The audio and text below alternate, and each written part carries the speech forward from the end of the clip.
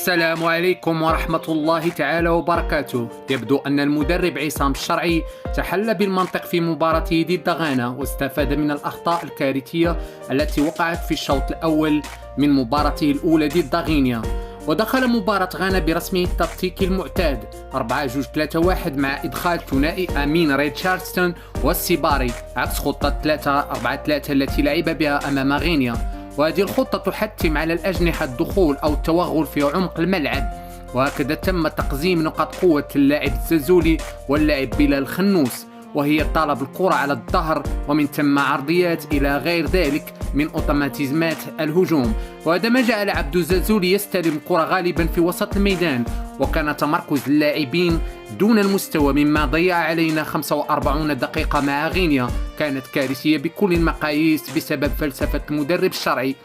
وكما تشاهدون في الفيديو عملية توغل في العمق دون نتيجة تذكر، كل هذا بسبب التكتيك العقيم للمدرب. لكن في الشوط الثاني بعدما تخلى المدرب عن فلسفته الزائدة ودخول الثنائي السيباري وريتشاردسون تغيرت الأمور كليا، وشاهدنا مباراة أخرى أو منتخب آخر، خصوصا توغل الزازولي من الأطراف. وبهذه العملية تم اصطياد ضربة جزاء بطريقة اللاعبين الكبار حيث تحرروا اللاعبين، وكان شوط ثاني ممتاز بكل ما تحمل الكلمة من معنى.